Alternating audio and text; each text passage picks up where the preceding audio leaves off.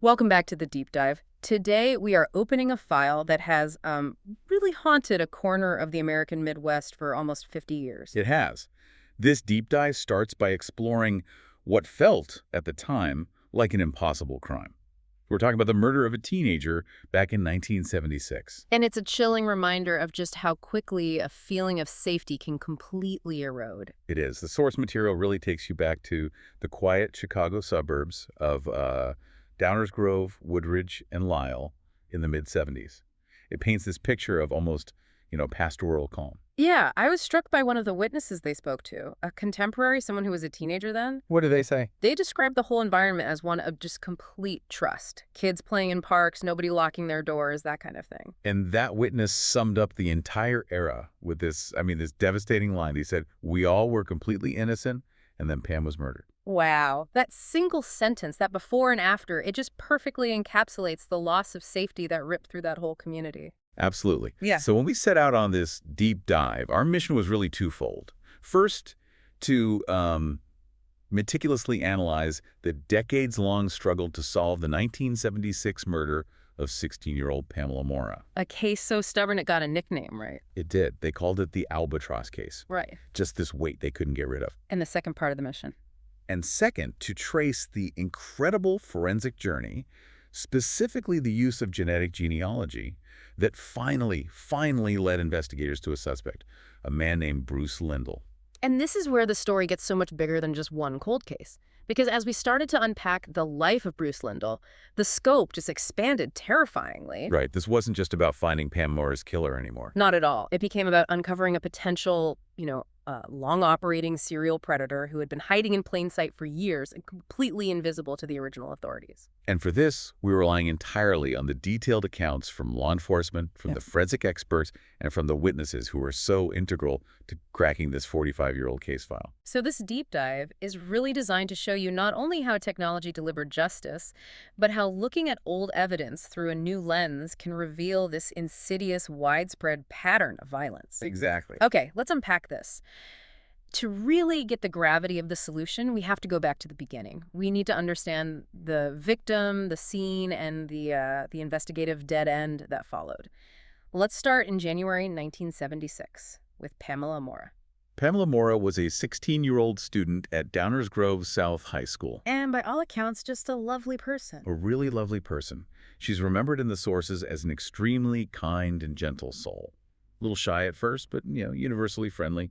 Just had that quiet sincerity. The details from her friends really bring her to life. One of the things that stuck with me was that she had this habit of singing softly to herself. Right. It wasn't for anyone else. It was just part of her. Exactly. Not a performance, just her. The image you get is of someone who really didn't want to hurt anybody. Just a good kid. So on the night of January 12th, 1976, Pam was just spending time with friends, the Robertsons. Their house was only a few blocks from her own home in Woodridge. A completely familiar residential area. Totally familiar. She'd seen her boyfriend at the local bus stop earlier before heading to her friend's place. And then around 9:45 p.m., she decides to run a quick errand. A really quick errand. She just wanted a soda, and the closest place was a laundromat within easy walking distance. But the weather was just miserable. Awful. It was cold, and it was snowing. And that detail, the snow, is so critical because it speaks to the lack of visibility, the urgency of the environment, and just how vulnerable she was to anyone who might be preying on the area. A witness did see her go in. Yes. A witness saw her go into the laundromat, buy the soda, and then leave. That brief moment, in the light, in safety. That was her last. As soon as she stepped back into that snowy night, she was just gone. The cold, dark suburban street just swallowed her whole. And the search began almost right away. But the discovery wasn't made until the next morning, January 13th. Right. A person on their way to work found Pam's body in the snow. Her body was positioned just slightly above a guardrail along a road. And the person who found her thought it was a hit and run at first. That was the initial heartbreaking assumption. Maybe a drunk driver hit her. But when the police and ambulance got there, it was obviously much, much darker than that. It was clear this was no accident. The cause of death was strangulation. Which brings us to the first piece of physical evidence that suggested this was intentional, maybe even prepared. A vehicle hose was found right next to her body. and it was quickly identified as the murder weapon. You have to wonder about the weapon choice. Was it something he grabbed from his car in the moment, or? Or was it something he brought with him? That implies a level of premeditation, a readiness for violence that is just chilling. A vehicle hose is a harsh weapon. It's designed to constrict. So it suggests maximum rapid force was used. Precisely. The brutality of it, the public location, it all pointed to a predatory attack, probably by a stranger. But this is where the investigation hit its first and most significant roadblock. A forensic finding that completely misinterpreted the crime. Yes. The initial autopsy report concluded that while Pam had engaged in sexual activity before her death, and this is the key part, the finding was that it was not forced. And that one technical conclusion, based on the science of the mid-70s, it basically misdirected the entire investigation for the next 40 years. It put blinders on them. The determination of not forced sex slammed the focus shut onto Pam's tight social circle. So they assumed that if the sex wasn't forced, the killer had to be someone she knew, someone she trusted. Correct. The police in 1976 became obsessed with her boyfriend or close friends, anyone at all in her life. They were looking for a broken alibi, some hint of a conflict. But despite that intense, narrow focus, everyone they looked at was cleared. Everyone, including her boyfriend, who ironically had an ironclad alibi. He was on house arrest that night. So that initial finding became a fatal flaw in the case. They had narrowed their focus so much that they had basically eliminated all their suspects. And with no viable suspects, the case went cold. It died because of that flawed profile they had established. And that failure just haunted the area. And the fear didn't stop there. The sources show that the Maura case was just the beginning of a terrifying sequence of events. That's right. The same witness mentioned that after Pam, there was another murder the next year and then another one the year after that. The tranquility was just gone. Completely shattered. The feeling of safety in Lyle and Woodridge was replaced by this low-grade, constant anxiety. When police can't solve a violent crime like that, that fear metastasizes. It's the terror of knowing a killer is walking among you. And worse, that the police might be looking in the wrong direction entirely. And that anxiety just lingered for decades, until a detective named Chris Lawden decided it was time to resurrect the truth. That investigative failure, that long anxiety, that became the driving force for a new generation of investigators. It did. Detective Chris Lawden, a police veteran with over 25 years in the area, he felt this deep personal connection to the case. And his motivation was more than just professional duty, wasn't it? Oh, much more. Lawden, who's also a father to a daughter, just refused to let Pam Maura's memory be forgotten. He talked about this painful truth that families of cold case victims feel forgotten. Forgotten by everyone. By the community, by the media, even by the police department itself once a trail goes cold. Yeah. He took it upon himself to be the champion for these forgotten victims. So he partnered with detectives J.D. Arnold and Mark Lutz, and they took on the Albatross file. And this file was massive, right? An understatement. It was 45 years of documents, reports, dead ends. Most officers would, understandably shy away from that. But for Lawden, this was his mission. He was determined to find that one small mistake, that one overlooked clue. And their first move was brilliant. They decided to question the one fundamental assumption that had derailed the whole case back in the 70s. They focused entirely on challenging that medical finding of not forced sex. So they went to the current DuPage County medical examiner. And that reevaluation of the original autopsy, the crime scene photos, that became the first real aha moment for the new team. Right. They realized the flaw wasn't in a lack of evidence, but in the interpretation of it. And what's so fascinating is how much forensic science and psychological understanding had advanced in those decades. The ME strongly disagreed with the original finding, and she provided this crucial insight. The lack of physical injury does not guarantee consent. That is such a critical distinction. The 1970s investigators, they were operating under this very simplistic, almost cinematic idea of what a struggle looks like. Exactly. They expected to see bruises, broken nails, defensive wounds. If they didn't see that kind of trauma, they often defaulted to some level of consent. But the current medical examiner explained that a victim facing an immediate, overwhelming threat, like a killer pressing a vehicle hose against their throat, can be completely paralyzed by fear. It's a recognized biological response, the fight, flight, or freeze mechanism. And when the body freezes, there is no physical resistance. So no resistance means no defensive wounds to document. The absence of trauma is actually a sign of cytological paralysis induced by terror, not consent. This profound realization decades later, just exponentially widened the suspect list. It destroyed that old constraint that the killer had to be someone Pam knew. It brought strangers, predators back into play. The case shifted from being about a known acquaintance to an unknown predatory killer. The door was suddenly wide open. But that wouldn't have mattered without physical evidence to back it up. And this is where we get into the sheer luck and foresight that saved the case. The preserved DNA. Right. You have to remember, DNA testing didn't exist in 1976. The protocol back then often meant destroying evidence that wasn't immediately relevant. But someone, some anonymous person, had the foresight to preserve Pam's clothing. It's incredible. She was found fully clothed, and her jeans, 45 years later, were still preserved in an evidence locker. This was the lifeline. They knew if they can get a profile from that clothing, they might still have a chance. Detective Lawton and his team meticulously examined those jeans. The outside was clean, but tucked away inside the pocket area.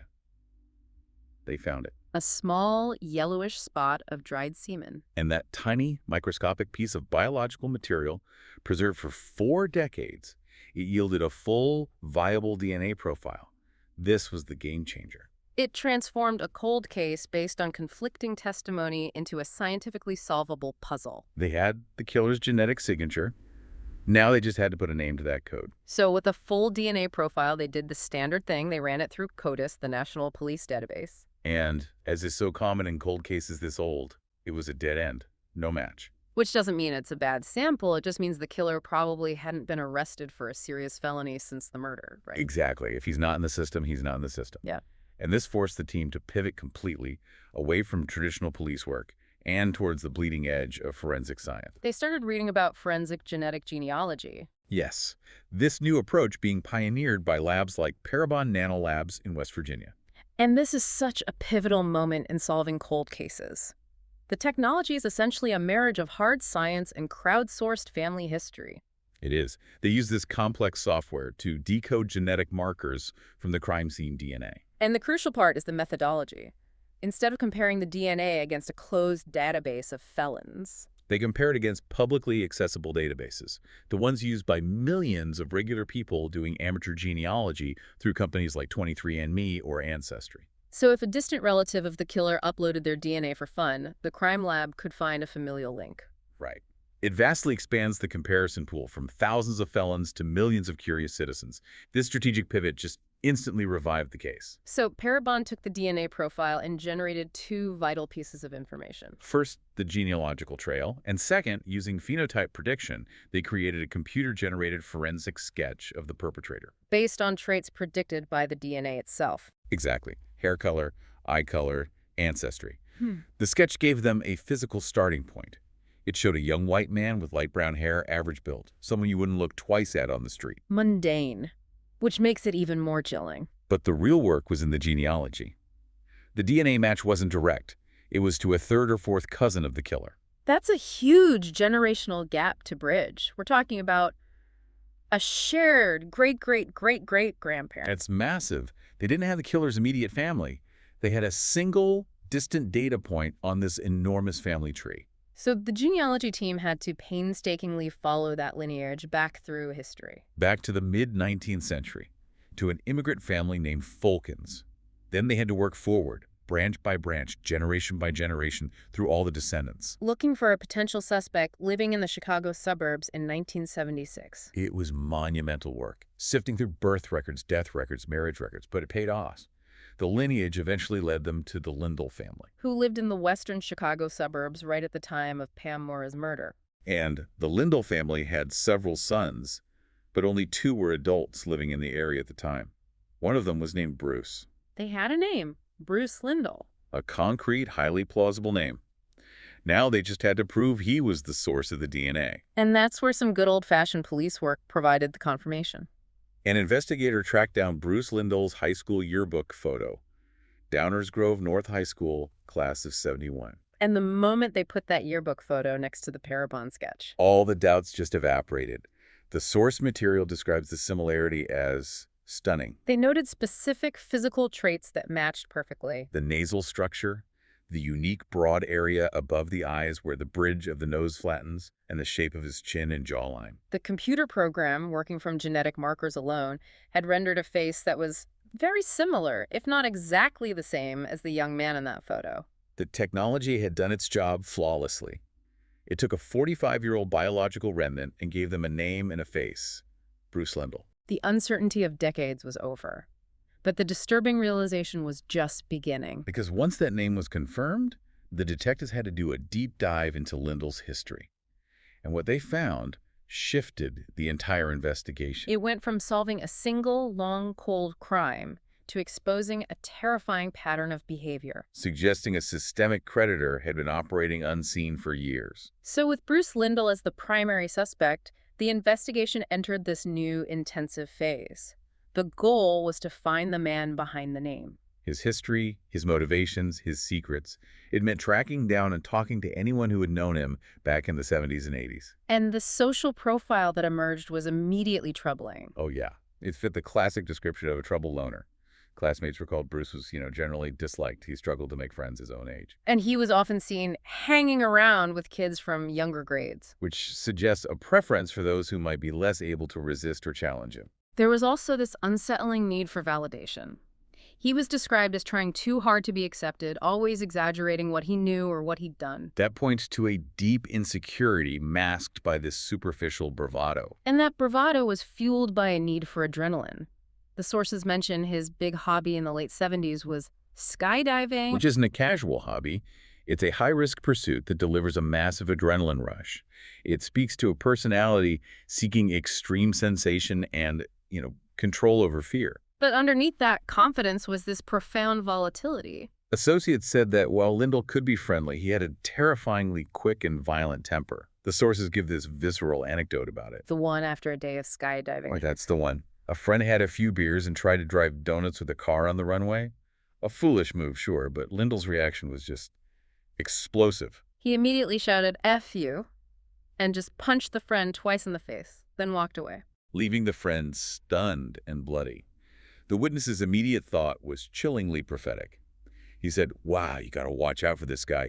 He could lose it in a heartbeat." It wasn't just a bad temper. It was instantaneous, severe physical violence. And if you look for the roots of that volatility, the sources offer a painful clue from his family life.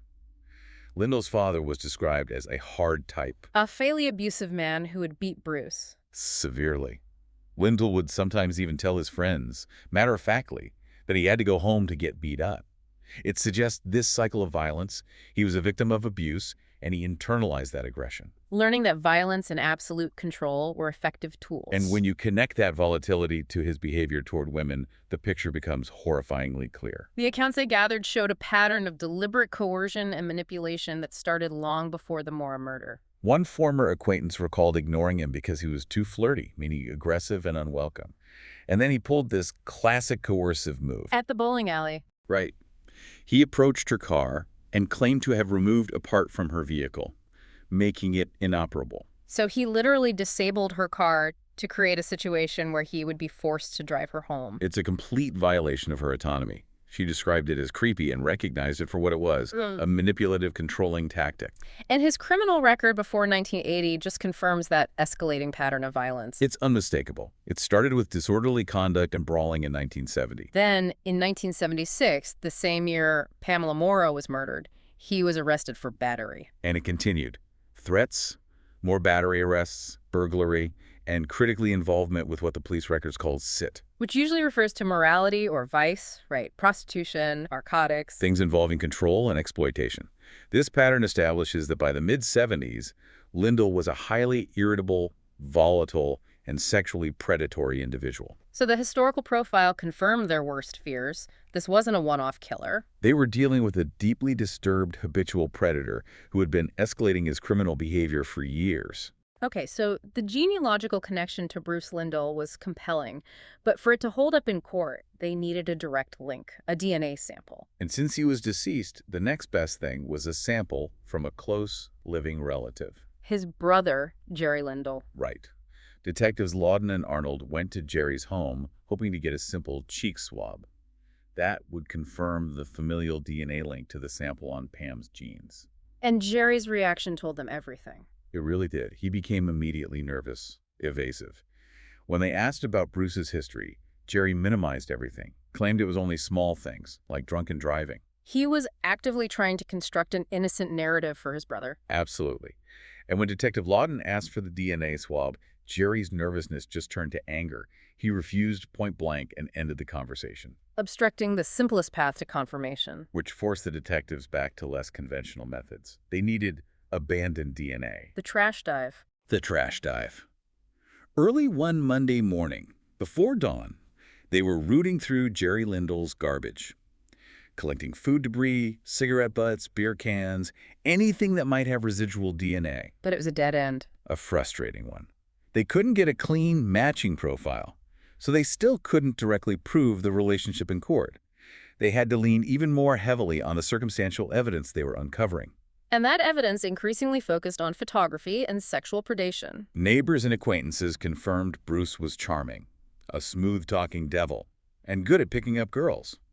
But crucially, they noticed he preferred younger girls, teenagers. Because they were easier to persuade to have fun, take photos, and do other things. That implies a conscious decision to target vulnerability. And the photography wasn't a casual hobby. It was central to his criminal method. A witness who worked at a photo lab in the Northgate Shopping Center in 1980 remembered Lindahl as an abnormally frequent customer, developing film multiple times a week, And what stood out was the sheer number of different women in the photos. which was highly unusual. And this leads us to one of the most harrowing accounts in the source material from a survivor who experienced his technique firsthand. She confirmed he used drugs and photography as tools of control. Yes, she recounted going to his apartment consensually once. The second time, he offered her a glass of kutch, an unknown drink. She took a few sips and immediately felt dizzy and fell backwards. She was completely incapacitated. Her next memory was waking up naked by his bed, with Lindahl standing over her, taking photos with a Polaroid camera. The documentation of her vulnerability was a key part of the assault. She woke up a second time to find him on top of her. She felt profoundly ill, couldn't see out of one eye, and knew she needed a hospital. But Lindahl refused to take her. He controlled her medical fate, keeping her isolated. And it raises the question, why use drugs when the first time had been consensual? It's all about the dynamic of control. By drugging her, he achieved total submission. He could photograph her in a state of complete incapacitation, a level of power he couldn't get through consent. And her reaction after the trauma is just heartbreaking. She never let him know that she knew what he'd done. She continued contact when he called, out of paralyzing fear. It was a survival mechanism. She figured if he knew she knew, he would hurt her. It perfectly aligns with what the medical examiner described, non-resistance as a means of survival.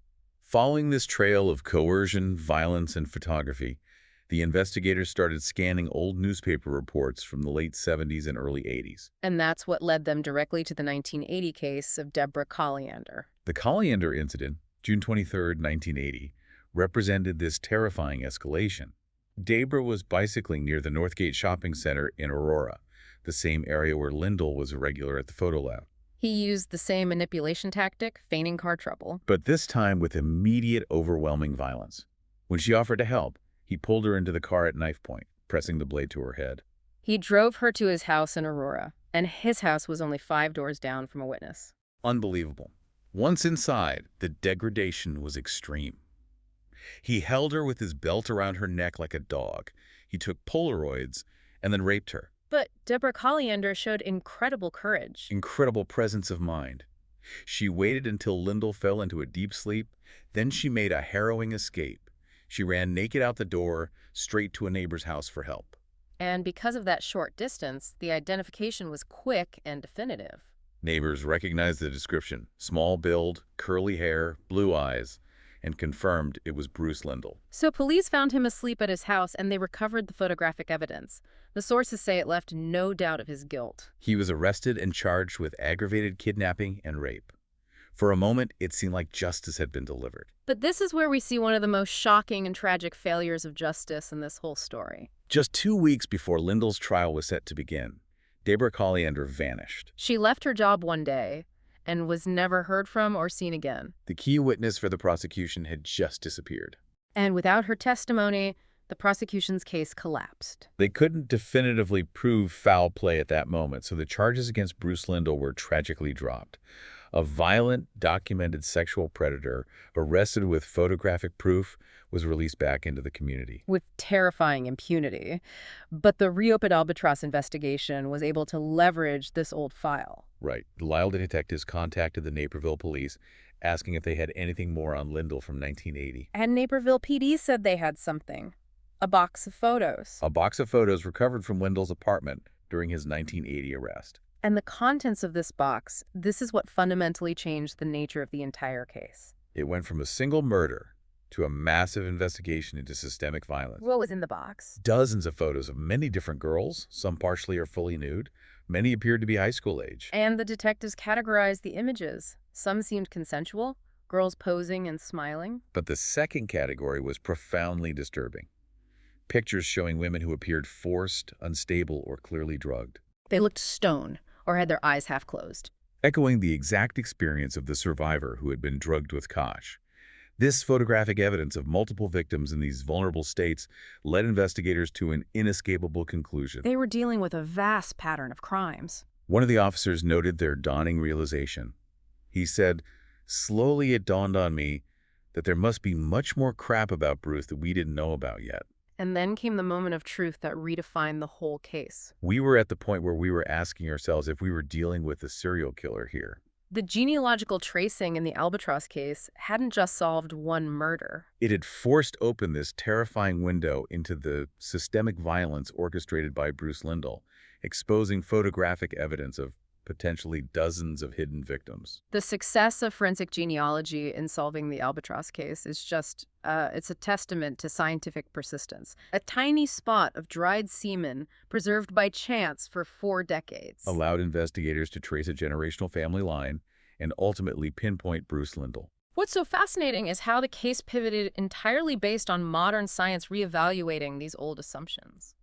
It transitioned from an isolated homicide, which 1970s investigators mistakenly saw as a consensual encounter gone wrong, into this devastating narrative of systemic sexual predation and control defined by drugs, manipulation, and the obsessive documentation of victims. This forensic journey didn't just deliver justice for Pamela Maura's family. More profoundly, it connected all the dots. Between the 1976 strangulation, the coercive skydiving associate, the drug survivor's account, and the horrific collapse of justice in the Deborah Colliander case. So, what does this all mean for you, the listener? The story of Bruce Lyndall is a deeply terrifying example of how institutional failures and flawed early assumptions can allow a known, violent individual to operate with devastating impunity. I mean, a man with a documented history of battery, arrested with photographic proof of rape, was released back into the community just because his victim vanished 2 weeks before trial. The true tragedy of the Lyndall case is illuminated by that chilling box of horrors. The source material ends with the realization that every single woman in those photographs could be a victim. Which raises this important, painful question that casts a long shadow over the whole justice system. How many lives might have been saved? How many future victims spared?